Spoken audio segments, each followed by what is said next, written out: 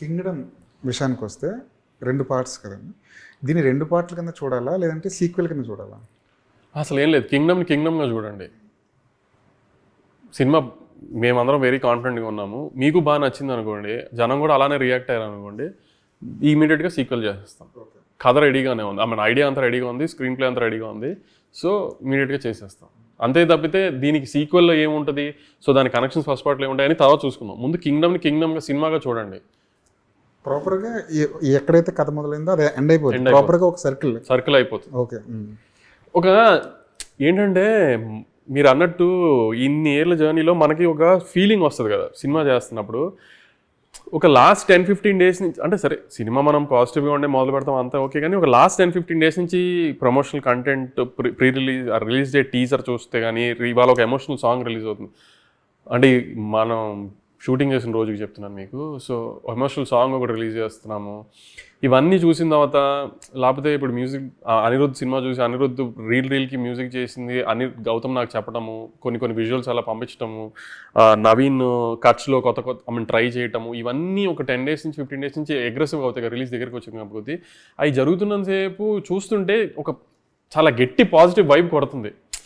ఏదో something magical is gonna happen kind of vibe అయితే వస్తుంది నాకు బాగా. మరి అంటే నాకేంటంటే సినిమా ఎంత బాగుందని నాకు అనిపించినా నాకు ఎప్పుడూ ఒక భయం ఉంటుంది మార్నింగ్ షో పడేదాకా. అసలు నేను ఒక ఫియర్లోనే బతుకుతా. ఈ 1 మంత్ దగ్గరికి వచ్చేటప్పటికి ఆ ఫియర్ అనేది పోదు మైండ్లో నుంచి, నిద్ర పట్టవు, అసలు ఆ స్ట్రెస్ పిచ్చిగా ఉంటుంది. కానీ నాకు ఎందుకు ఒక 1 వీక్ నుంచి ఏదో సంథింగ్ మ్యాజికల్ జరుగుతుందేమో అని ఒక మంచి పాజిటివ్ వైబ్ ఉంది. నేను నిన్న మొన్న గౌతమ్తో కూడా అంటున్నా ఫోన్ చేసి, గౌతమ్ ఏదో కొంచెం గట్టిగా తగులుతుందేమో గౌతమ్ అనిపిస్తుంది గౌతమ్ సో అన్నట్టుగా ఒక చిన్న డిస్కషన్ మీ ఇద్దరం. రేపు రిజల్ట్ కానీ ముందు నుంచి మీరు చాలా పాజిటివ్గానే ఉన్నారు కదా ఈ సినిమా గురించి. ఉన్నాము, కానీ అదే అంటున్నాను, మనం పాజిటివ్గా ఉంటానే కదా, దగ్గరికి వచ్చేటి కొద్దీ ఒక చిన్న మనకి తెలుస్తూ ఉంటుంది కదా, అది కొంచెం పాజిటివ్గా అనిపిస్తుంది నాకు బాగా. ఎందుకో వింటున్న కొద్దీ రీల్స్ అవుతున్న ప్రాసెస్ అంతా జరుగుతుంది కదా, ఫైనల్ పోస్ట్ ప్రాసెస్లో కొంచెం ఎందుకో మంచి పాజిటివ్ వైబ్ వస్తుంది. హోప్ఫుల్లీ జనానికి కూడా నచ్చాలని గట్టి కోరుకుంటున్నాను.